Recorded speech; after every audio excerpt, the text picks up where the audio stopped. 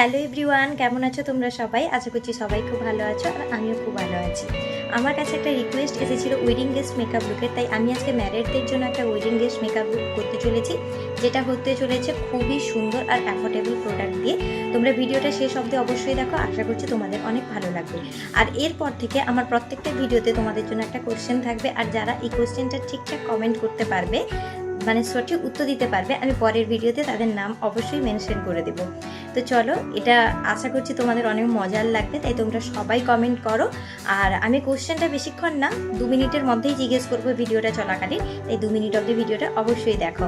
আর বেশি কথা না বাড়িয়ে চলো শুরু করা যাক। আর যদি ভালো লাগে একটা লাইক, শেয়ার, আর চ্যানেলে যদি নতুন হয়ে থাকো, এখনও সাবস্ক্রাইব না করে থাকো, চ্যানেলটিকে সাবস্ক্রাইব করে দাও। আর কোশ্চেনটার অ্যান্সার ঝটপট করে কমেন্ট করে দাও। চলো ভিডিওটি শুরু করা যাক। তো মেকআপের প্রথমে আমাদের একদম ভালোভাবে ফেসটাকে ক্লিন করে নিতে হয়। তো চলো ক্লিন করতে করতে বলে দিই, আগের দিনের সঠিক অ্যান্সার দিয়েছিল পিকু আচার্য এবং শ্যামলী আচার্য। এখন শো করছে আমার এখানে। তো যাই হোক, তারপর আমি টোনার অ্যাপ্লাই করে নিচ্ছি। আজকে টোনারের জন্য ডাবল গুলাবরির রোজ ওয়াটারটা ইউজ করেছি, আর টোনারটা আমি ড্যাব ড্যাব করে ফেসে ইউজ করে নিয়েছি, যাতে পোরগুলো আমার ভালোভাবে ফিল হয়ে যায়। এরপর আমি একটা ওয়াটার বেস ময়শ্চারাইজার ইউজ করবো। এটা পন্ডসের ওয়াটার বেস ময়শ্চারাইজারটা ইউজ করার পরে দেখো আমার স্কিনটা কত ফ্লাফি হয়ে গেছে, তার মানে আমার স্কিনটা ভালোভাবে প্রিপেয়ার্ড হয়ে গেছে।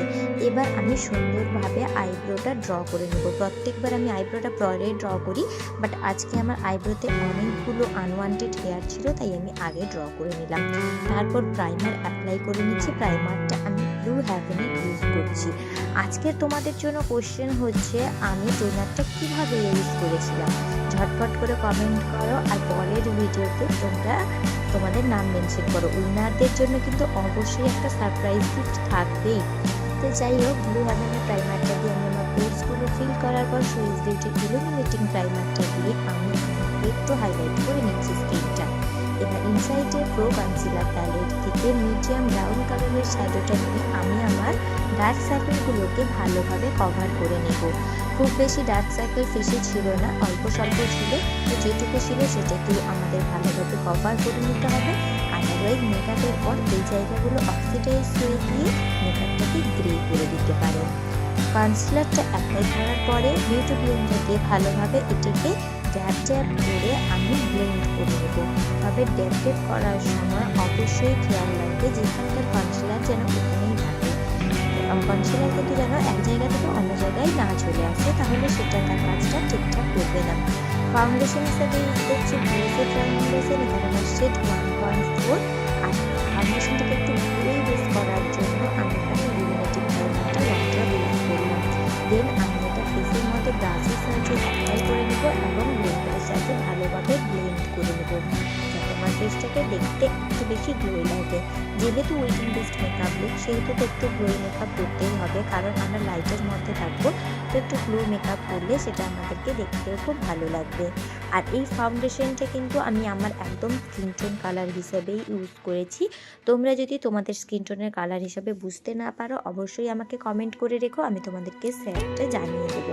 কোন ফাউন্ডেশনের কত শেডটা নিলে তোমাদের হবে ওটা জানিয়ে দেবো। দেখো এখনও কতটা ফাউন্ডেশন বেঁচে গেছে, এটাকে আমি নেক এরিয়াতে অ্যাপ্লাই করে নেব। ফাউন্ডেশন সবসময় অল্প অল্প করে নিয়ে ভালোভাবে ব্লেন্ড করবে, তাহলে তোমাদের মেকআপটাও লং লাস্টিং হবে। এবার হাইলাইট করে নেওয়ার জন্য আমি গ্ল্যাম 21-এর এইচডি কনসিলার ইউজ করব। এই কনসিলারটা আমার ভীষণ পছন্দের একটা কনসিলার, আর এটা একদম ক্রিমি টেক্সচারের মধ্যে একটা কনসিলার, অ্যাফোর্ডেবলের মধ্যে খুব ভালো একটা কনসিলার। তো যাই হোক, এটা আমি লাগিয়ে নিয়ে ভালোভাবে ব্লেন্ডার দিয়ে ব্লেন্ড করে নেব, যাতে আমার আন্ডার আই এরিয়াগুলো আরও ভালোভাবে ক্লিন হয়ে যায় এবং দেখতে সুন্দর লাগে। তোমরা না চাইলে এখানে ফাউন্ডেশন দিয়েও করতে পারো, যদি কারোর কাছে কনসিলার না থাকে তাহলে এই জায়গাটাতে একটু ফাউন্ডেশন অ্যাপ্লাই করেও করে নিতে পারো। বেস মেকআপটাকে পুরোটা কমপ্লিট করার পরে আমি এটাকে সেট করে নিব ব্লু হ্যাভেনের কম্প্যাক্ট পাউডার দিয়ে। তোমাদের কাছে যে কম্প্যাক্ট পাউডার থাকবে ওটা দিয়েই সেট করতে পারো, আদারওয়াইজ লুজ পাউডার দিয়েও সেট করতে পারো। উইন্টারটা এখন একদমই চলে যায়নি, তাই আমি অনেক বেশি লুজ পাউডার ইউজ করে আমার বেসটাকে ড্রাই করে দেবো না, জাস্ট অল্প স্বল্প আমি কম্প্যাক্ট পাউডার ইউজ করব, যাতে আমার বেসটা একদম স্মুথলি থাকে। এবার এই পুরো বেসটাকে সেট করার জন্য রিকোটের ওয়াটারমেলন স্প্রে ইউজ করব, যেটা একদম গ্লো একটা এফেক্ট দেয় আর আমার খুব ভালো লাগে। কাছ থেকে আমি তোমাদেরকে আই মেকআপটা আজকে শিখিয়ে দিচ্ছি। এটা একদম কম সময়ের মধ্যে সুন্দর একটা আই মেকআপ। প্যালেটে যে কালারটা দেখালাম ওটা একটা মিডিয়াম ব্রাউন কালার, ওটা নিয়ে আমি পুরো আইলিডে ভালোভাবে ব্লেন্ড আউট করে নিব। এই আই মেকআপটা তোমরা যে কোনো শাড়ির সাথে ক্যারি করতে পারবে, কোনো প্রবলেম হবে না। আমি তোমাদেরকে এমনই আই মেকআপগুলো শেখাই যেগুলো তোমরা সমস্ত কিছুর সাথে ক্যারি করতে পারো, মানে একটা শিখলেই তোমরা অনেক কাজে লাগাতে পারবে এমনটা। তারপর তার পাশের ঠিক লাইট কালারটাকে নিয়ে আমি আপার ফেস লাইনটাকে ভালোভাবে ব্লেন্ড আউট করে দেবো। ব্যাস 5 থেকে 7 মিনিটের মধ্যে তোমাদের এই আই মেকআপটা কমপ্লিট হয়ে যাবে। তোমরা চাইলে এভাবেও রাখতে পারো বা একটু সিমারও অ্যাপ্লাই করতে পারো। সিমারটা অ্যাপ্লাই করলে একটু গ্লুই এফেক্ট দেবে, নাহলে ম্যাট রাখতে চাইলে তোমরা এইভাবে স্মোকিনেসটা রাখতে পারো। কাজল করলে যে আমার চোখ থেকে জল পড়ে সেটা তোমরা সবাই জানো, তবে কিছু লোকের সাথে কাজল না পড়লেও ঠিক মানায় না, তাই আমি কষ্ট করে আজকে কাজলটাকে পরে নিচ্ছি। তারপর কাজলটাকে আমি আউটার কর্নারের দিক থেকে একটু মোটা করে টানছি লোয়ার লেস লাইনটা।